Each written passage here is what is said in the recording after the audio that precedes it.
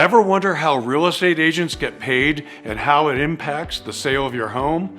Today we're talking about compensation and commissions, breaking down what you need to know to make the best financial decisions when selling your home.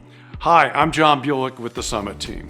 First, let's clear up a common misconception. There is not and never has been a customary, standard, average, or traditional compensation rate. Compensation has always been negotiable and should be based on the value, education, knowledge, experience, and marketing that the agent you hire brings to the table. When you sign a contract with your listing agent, part of that agreement will state the compensation you both agree upon.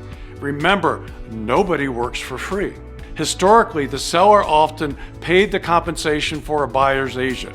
However, commission has always been negotiable, and recent regulations by the Department of Justice are changing how this is handled. New regulations state that the responsibility for paying the buyer's agent ultimately falls on the buyer. Buyers will need to sign an agreement before any agent can even show them a home. This agreement will specify that the buyer is responsible for their agent's commission.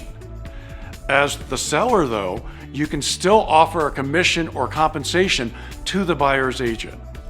This can take the form of a closing cost credit, a specified amount, or a percentage of the sale price. Why consider offering compensation to the buyer's agent? From the buyer's perspective, a deal where the seller pays all or a portion of the buyer's agent compensation is more attractive than one where the buyer covers it all.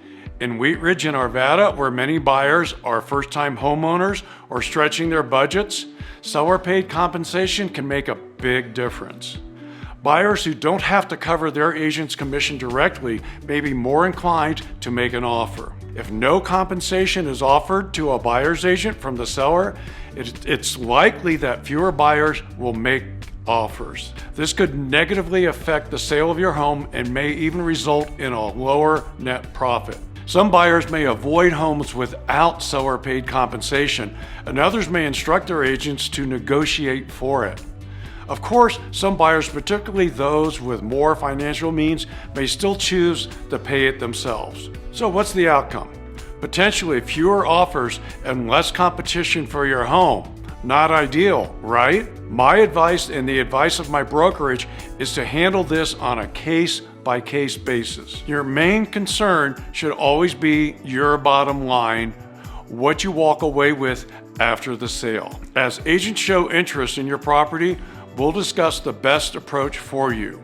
Market conditions, inventory, buyer interest, and the appeal of your home in Wheat Ridge or Arvada will all play a role in determining the right strategy. The goal is to ensure you get the best possible outcome for your sale. Each situation is unique, and we'll review all options as we go. Thanks for watching, and see you in the next module.